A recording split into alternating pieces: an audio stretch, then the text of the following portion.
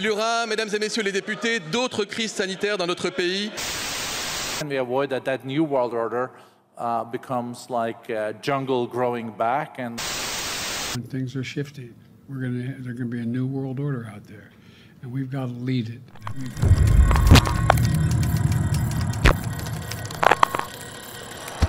Assalamu alaikum, bonjour à tous, parlons bien, j'espère que vous allez bien. Pour cette vidéo, j'aimerais vraiment que vous soyez attentifs et bien qu'elle puisse disparaître sous le coup de la censure, attendez d'être au calme pour la visionner car ce sujet n'est pas à prendre à la légère au vu de ce que nous avons traversé ces dernières années. Première chose, sachez que je ne pourrai pas citer certains patronymes car la vidéo ne durerait pas. J'emploierai à la place des sobriquets tout en mettant la photo de la personne concernée car malheureusement, sur certains sujets, ce sont des noms qui ont été protégés. Deuxième chose mes amis, et très important, poussez cette vidéo au maximum. Comme d'habitude, like, commentaire, abonnez-vous mes amis, je vous le dis pas souvent, mais abonnez-vous afin que cette action puisse suggérer la chaîne à d'autres personnes. Vous le voyez bien que le nombre de vues est considérablement freiné et seuls vous et vos actions qui vous demandent que quelques secondes peuvent remédier à ces freinages intempestifs imposés par YouTube. Donc merci à vous par avance. Vous avez bien entendu la vidéo en intro, la question n'est pas si oui, mais quand cette nouvelle pandémie va frapper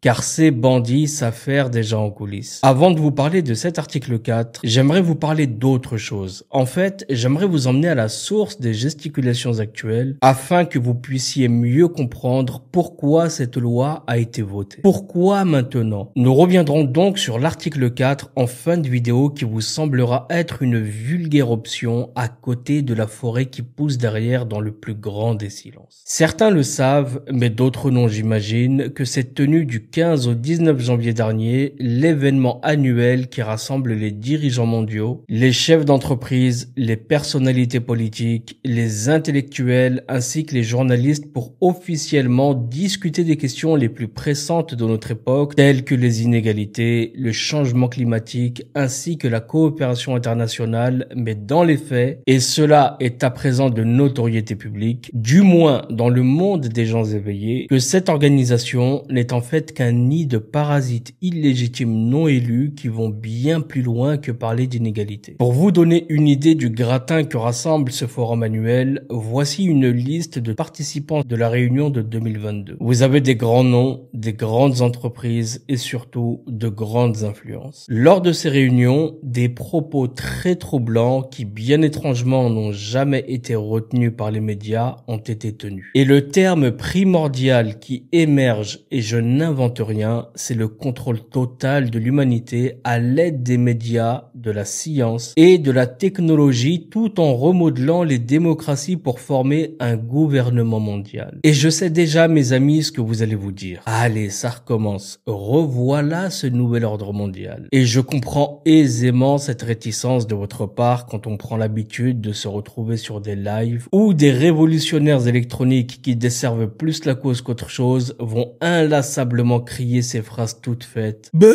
oui, ils veulent détruire Poutine parce qu'il ne veut pas faire partie du nouvel ordre mondial. Et il y a Trump aussi. Ils veulent pas qu'il devienne président parce qu'il combat l'état profond. Mais ils croient quoi? Il y a QAnon derrière, attention. Donc oui, à force, on se vaccine contre la connerie. Mais accordez-moi le bénéfice du doute et écoutez bien ce qui va suivre. Lors d'une séance de cette dernière réunion de 2024, Jake Sullivan, le conseiller à la sécurité nationale de Joe Biden, figurait parmi les participants. Ce type n'est pas le figurant du coin. Il a également occupé des postes clés sous la direction de Barack Obama et de sa secrétaire d'État Hillary Clinton et a aussi été impliqué dans des affaires mondiales de haut niveau telles que les négociations nucléaires iraniennes. En termes d'officiel, on ne peut pas demander mieux, donc suivez bien car les paroles que vous allez entendre sortent bien de sa bouche, mais pas que, vous allez voir.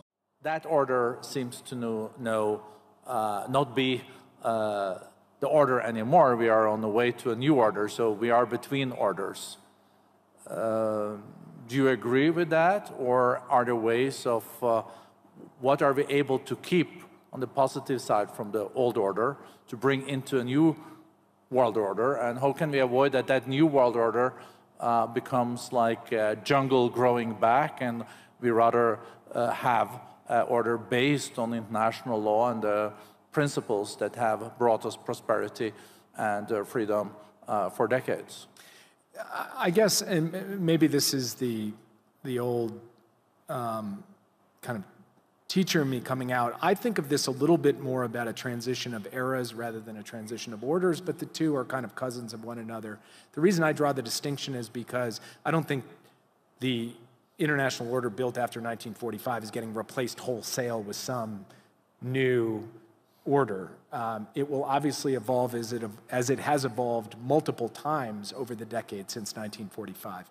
But I do think in a more sharp and distinctive way, we are moving into a new era, and that's what I talked about in my remarks, that we are, the post-Cold War era has come to a close. We're at the start of something new. We have the capacity to shape what that looks like, and at the heart of it will be many of the core principles and core institutions of the existing order, adapted for the challenges that we face today.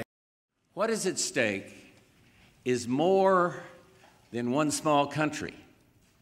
It is a big idea, a new world order, where diverse nations are drawn together in common cause to achieve the universal aspirations of mankind. And now is a time when things are shifting. There's going to be a new world order out there, and we've got to lead it. And we've got to unite the rest of the free world in doing it. So anyway, I'm going to hush up, Mary. Donc après cela, vous pouvez vous terrer dans le déni, en tout cas les choses sont dites. À présent, écoutez bien la folie furieuse qui va suivre, car c'est juste lunaire. Le Comics 19 n'a été qu'un test grandeur nature et dans la vidéo qui va suivre, vous allez comprendre qu'ils sont enclins à pérenniser les mesures qui nous ont été imposées. Lors d'une session intitulée « Réparer les soins de santé numériquement », Stella Kyriakid, la commissaire européenne chargée de la santé et de la sécurité alimentaire, a salué les passeports Vax comme un modèle pour les efforts futurs. Écoutez-la. And I just want to take one moment to see an example of what happened during the pandemic. When it was not there before, it became a way of life for many of us traveling within the European Union, and not only. Within 3 months, we set up a digital COVID certificate that allowed people to travel and opened up economies and societies because we used digital healthcare in order to be able to allow this to happen. And now it's been taken over by WHO. There are over 80 countries on board. So we need to think out of the box. We need to move forward. We need to be aware of the dangers, but let's not lose sight of the potential. This is what I would say.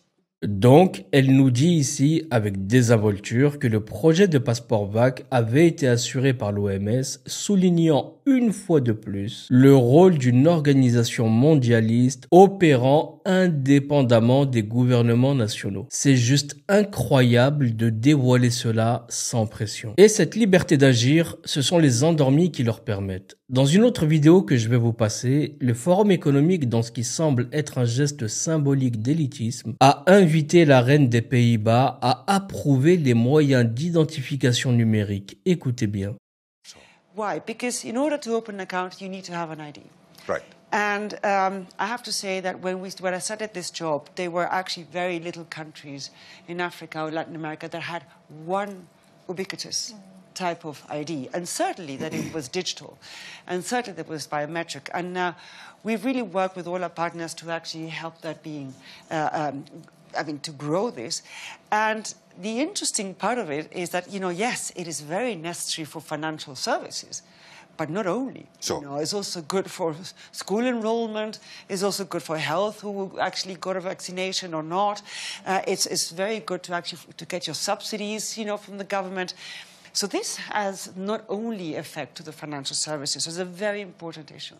Ok, donc nous entendons la reine des Pays-Bas plaider en faveur de la nécessité d'une identification numérique biométrique pour accéder aux services financiers, s'inscrire dans les écoles, suivre le statut vaccinal et recevoir des subventions gouvernementales. Souvenez-vous qu'on en parlait dans le décryptage de la couverture de The Economist. On y arrive tout doucement. Ce qui est clair, c'est qu'une telle technologie aura le potentiel de transformer notre société en un paysage dystopique. Et dans un tel système, même les non-vax pourraient être exclus du système et subiront des pénalités en termes de crédit social. Et pour info, l'identité numérique, mes amis, est déjà là. Tout ce que je vous dis peut sembler tiré par les cheveux, mais cela sort de leur bouche, pas de mon imagination. Et concernant la reine des Pays-Bas, il est bien de rappeler que cette dernière est mariée au petit-fils du prince Bernard de Lippe-Biesterfeld, cofondateur du Bilderberg, et au fils de l'ancienne reine Béatrix, qui a visité les conférences du Bilderberg, tenez-vous bien, plus de 50 fois. Mais poursuivons. Et c'est maintenant qu'on en vient à la partie la plus inquiétante, mes amis. Donc, ouvrez bien vos oreilles. L'article 4, comme vous le savez, fait partie d'un projet de loi contre les dérives sectaires porté par le secrétaire d'État à la citoyenneté Sabrina Agresti-Roubache, qui propose la création d'un délit de provocation à l'abstention ou à l'abandon de soins, ce qui est marrant pour une personne qui a été traitée par le grand druide de Marseille. Mais dans le fond, et surtout quand on voit ce qui pousse sur les réseaux sociaux de nos jours, eh bien on peut être tenté de se dire qu'une telle loi pourrait avoir du sens, car les réseaux pullulent de charlatans, de thérapeutes improvisés, de vendeurs MLM qui vous vendent du jus de pisse estampillé Unicity à prix d'or qui promet la disparition des tumeurs cancéreuses et j'en passe, alors que derrière se cache qu'un vulgaire Ponzi alimenté par des hystériques. Par une clique d'assoiffés d'argent qui mange sur le désespoir de vrais malades et bien d'autres. Je ne suis pas non plus un fervent supporter des rayons X, mais bon, disons que ce beau monde aura aidé à ce que cette loi voie le jour. Mais ce qui a vraiment poussé cette loi, mes amis, c'est une session qui s'est déroulée lors de ce dernier forum. Une session intitulée « Exiger un soutien au traité de l'OMS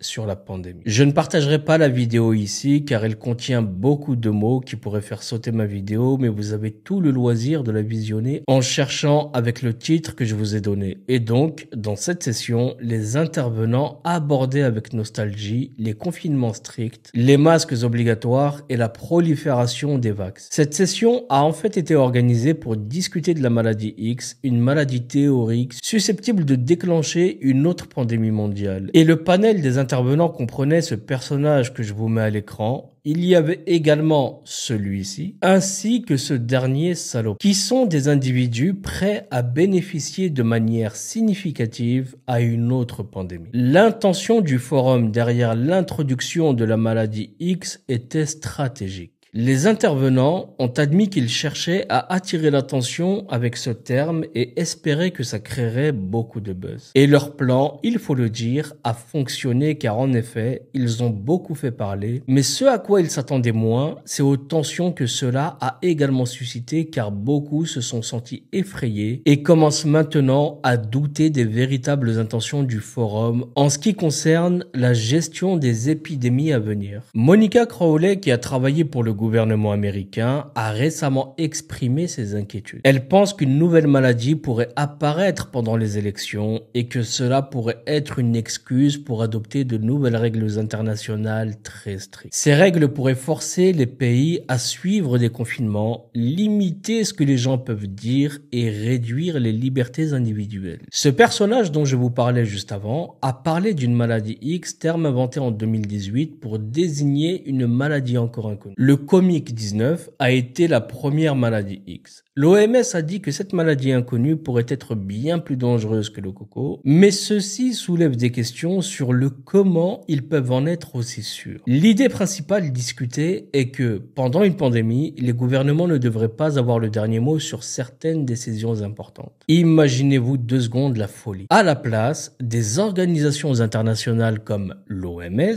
et des entreprises privées pourraient prendre ces décisions importantes, ce qui pourrait passer outre les décisions des pays eux-mêmes. Rendez-vous compte. Ce personnage, en fait, encourage les pays à signer un accord avec l'OMS avant mai 2024 en disant que c'est pour le bien de tous et qu'il ne faut pas penser qu'aux intérêts de son propre pays. Et vous avez des gens, heureusement, qui s'inquiètent que cet accord puisse réduire le pouvoir des pays et donner plus de contrôle à l'OMS. En réponse à ces critiques, le personnage répondra que les gens qui pensent que l'accord donnerait trop de pouvoir à l'OMS ou forcerait des confinements confinements et des vaccins obligatoires se trompe. Il appelle ça des fake news et des théories du complot. Ben voyons. Et c'est maintenant que nous en venons à tout ce qui, d'après moi, suscite actuellement les gesticulations que nous connaissons à propos de cet article 4. Cette raison tient dans la déclaration que je vous demande d'écouter à présent.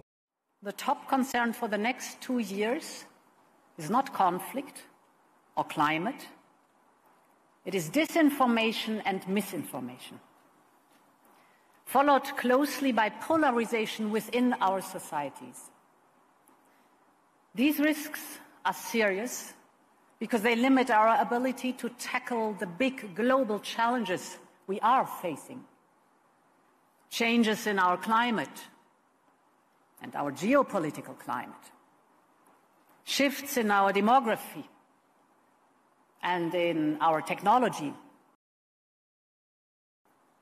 Ladies and gentlemen, dear Klaus, let me go back to the number one concern of the Global Risk Report: disinformation and misinformation. Tackling this has been our focus since the very beginning of my mandate.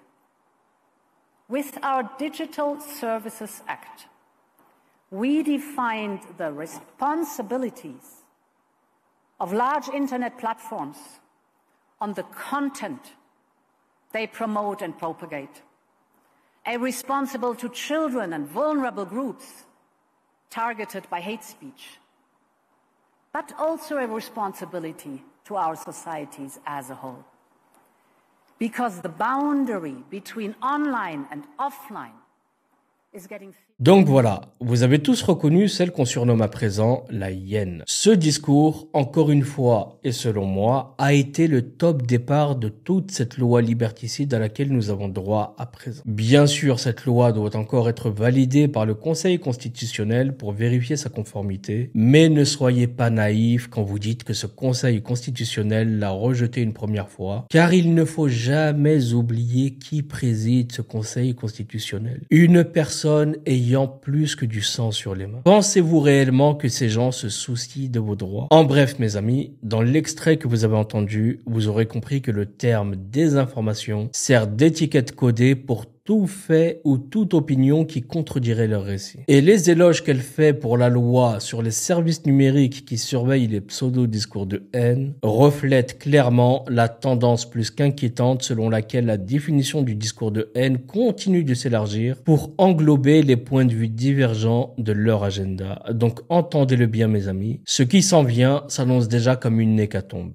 Lors de la première vague et malgré le nombre impressionnant d'alerteurs qui étaient sur le pont pour avertir du piège dans lequel il ne fallait pas tomber, eh bien un très grand nombre s'y sont jetés quand même pour des raisons qui parfois me questionnent encore sur leur véracité, car quand on me dit « Mais Kamel, je devais le faire pour aller à la salle de sport » ou encore ceux qui ne pouvaient pas patienter ou repousser leur voyage, ceux qui avaient piscine, ceux qui ne voulaient pas qu'on les empêche d'aller au restaurant, au cinéma, et j'en passe. C'est juste lunaire. Alors imaginez-vous maintenant le même scénario mais sans alerteurs. Ça va être une boucherie. Quand on sait à quel point ils ont été brillants dans la diffusion de la peur à grande échelle, ça va être une boucherie les amis. Donc vous aurez été prévenus, à vous de garder la tête froide et surtout à vous de ne pas être amnésique au point de céder le jour J. Beaucoup de voix se lèvent déjà pour dire qu'ils braveront les interdits pour informer la populace. Mais mes amis, n'oubliez jamais le cas Assange. Mis au silence, jeté aux oubliettes pour avoir bravé la ligne rouge. Qui se soucie réellement de lui aujourd'hui? Et je vous parle pas des révolutionnaires d'internet. Je vous parle de gens qui vont manifester devant les institutions qui détiennent la personne. C'est complètement différent. Donc ces alerteurs le comprendront également à leurs dépens. La situation dans laquelle nous sommes est le fruit de décennies de division, de lâcheté et de nombrilisme. Et tout ça ne se répare pas en 3 jours. À présent mes amis, attendons la 6G ou la fonte du permafrost et l'arrivée de cette bestiole qui nous montrera à quel point l'être humain n'apprend rien des erreurs passées. Et parce que les symboles gouvernent le monde, je finirai cette vidéo par une image. La tapisserie de Walthamstow que vous pouvez voir ici sur le mur à gauche lors d'une réunion à laquelle participait l'ancienne première ministre britannique Theresa May. Cette tapisserie a été réalisée en 2009 par Grayson Perry, qui est un personnage connu pour son travestissement. Cette tapisserie nous montre une femme donnant naissance à un bébé dont la traînée de sang mène dans la bouche du diable. On peut voir ici des figures rappelant les rois mages positionnés face à ce diable, et on y voit également une représentation de la Vierge Marie agenouillée et présentant l'enfant Jésus au diable. Remarquez également ce second chemin qui découle de la femme. C'est une route en briques jaune-or qui mène au manoir, aux voitures et aux avocats. On peut voir ici un temple maçonnique avec ses deux colonnes de Jacquine et Boaz ainsi que le sol en damier. Le navire peut représenter leur route commerciale partout dans le monde, mais peut aussi faire allusion à la loi de l'amirauté dont je vous avais déjà parlé dans la vidéo sur la fraude du nom légal. Le côté gauche, lui, a l'air d'appartenir au passé lointain, tandis qu'à droite, nous pouvons voir notre époque, ce qui montre depuis combien de temps il contrôle et s'attaque au peuple en général. Cela fait également penser à l'Apocalypse. Cette tapisserie mérite en fait un décryptage à elle seule tellement elle est bourrée de symbolisme. Et voyez-vous, c'est dans des pièces tapissées de ce genre de choses que nos dirigeants mondiaux s'engagent dans des discussions sur l'avenir du monde. Est-ce que vous saisissez? Et si vous observez bien, la tapisserie est ornée de noms de sociétés comme Skoda, Nestlé, Vodafone, Nike et j'en passe. Et là, bien sûr, certains diront qu'il s'agit peut-être d'une représentation reflétant l'influence des entreprises et du consumérisme qui imprègne divers aspects de nos vies et conduisant potentiellement à des conséquences indésirables. Mais étant donné que bon nombre de ces sociétés sont présentes au forum, le symbolisme prend une signification plus littérale. Il apparaît plutôt comme une ébauche stratégique dont ils sont fiers. Donc la conclusion pour moi est très simple, mes amis. On ne peut rien reprocher à ces gens qui ont toujours été transparents avec nous. Ils ont toujours eu cette clarté à nous dire comment ils allaient nous enfiler. Ils ont toujours été de vrais pieds nickelés dans leur façon de procéder, dans le sens où il a toujours été plus que facile de remonter à eux, même quand ils se dédouanaient des pires choses commises. Il y a une sagesse que j'ai lue quelque part qui dit que quand le navire entre en mer, le rivage n'est plus qu'un lointain souvenir. Pour moi, les amis, et au risque d'en écorner certains, le problème vient des gnous qui, quand tout va bien, s'en tamponnent de ce qui se passe dans la galaxie tout entière et oublient que la vie ne tient qu'à un fil. Tant que le frigo est plein, que les aides affluent, que les divertissements abondent, alors tout va bien. Ils restent aveugles et enfermés dans leur bulle de confort. Parfois, il faut être dur avec vous, mes amis, je suis désolé. Si vous remarquez bien, les gens qui ont les yeux ouverts ne sont pas effrayés face à tout ce que je vous raconte. Ils acceptent car ils ont appris à naviguer dans la tempête des nouvelles alarmantes. Ils ont pris l'habitude des machinations des brigands qui nous gouvernent et s'y sont adaptés. Ils ont appris l'art de la légèreté et sont prêts à lever l'ancre à tout instant, armés non seulement de ressources, mais aussi d'une force mentale, ce qui est tout à votre honneur. Et puis, il y a ceux qu'on retrouve sous chaque vidéo perdus dans la panique, oscillant entre le déni et l'invective, plaçant leurs espoirs dans un sauvetage divin de dernière minute. Mais que je sache, Dieu ne nous a jamais dit de rester assis sur le bord de la route à attendre son secours. Pour nous, musulmans par exemple, il est important de faire l'effort personnel et de prendre des initiatives, même dans les moments difficiles. Je sais pas si vous vous rendez compte de votre bêtise quand vous venez commenter sous mes vidéos en citant des versets que vous ne comprenez même pas. On se tape la honte et c'est pour ça que je me suis fatigué à vous parler de ce sujet que je garde à présent pour moi. Je comprends les gens d'autres religions qui nous regardent et nous voient comme une secte d'abrutis parce que vous ne connaissez pas la demi-mesure. Rappelez-vous de cette vérité qui dit que la même eau qui porte le bateau peut l'engloutir. Nous sommes toujours dans l'excès et c'est ce qui fait peur aux gens. Et je vais vous reprendre là où je me suis arrêté sur l'effort que doit fournir le musulman. Nous, musulmans, devons placer notre confiance en Allah subhanahu wa ta'ala, ça c'est indéniable. C'est un pilier de la foi appelé tawakkul, d'accord. Mais cette confiance ne signifie signifie pas l'attente passive d'un miracle sans action de notre part. Comme le tonnerre annonce la pluie, la sourate 13 verset 11 nous enseigne que le changement dépend d'abord de nos propres efforts. Le problème, c'est que vous pensez encore aujourd'hui que l'aide divine vous est due. Vous l'attendez comme si une date butoir vous avait été donnée, ce qui montre à quel point vos yeux sont couverts par de grosses œillères. Et la situation de la communauté musulmane en France et ailleurs illustre ce dilemme. Même si certains brillent de leurs efforts, la grosse majorité montre une face beaucoup plus sombre et humiliante. La discrétion et l'humilité de nos parents nous ont appris une chose, la gratitude. La main qui donne est toujours au-dessus de celle qui reçoit. Je n'ai jamais prétendu que la France me devait quoi que ce soit, car j'ai grandi dans un pays qui, malgré ses erreurs, m'a offert des chances inespérées. Donc, continuez à attendre le rayon divin si vous le voulez, mais souvenez-vous que la justice d'Allah subhanahu wa ta'ala est infaillible. La leçon de ce que subissent les Palestiniens ne suffit même pas à pousser la réflexion, la remise en question. Triste époque. Donc voilà mes amis, si cette vidéo tient plus de 48 heures, ce sera un véritable exploit et me confortera dans l'effort fourni pour zigzaguer dans leurs eaux troubles. Et si elle saute, j'espère que vous aurez pu la visionner avant. Partagez-la autour de vous, abonnez-vous pour soutenir mes amis, c'est très important et surtout, n'hésitez pas à donner votre avis plus bas dans les commentaires. Je vous dis à très bientôt pour une nouvelle vidéo, prenez tous soin de vous et de vos proches. Assalamu alaikum, paix sur vous.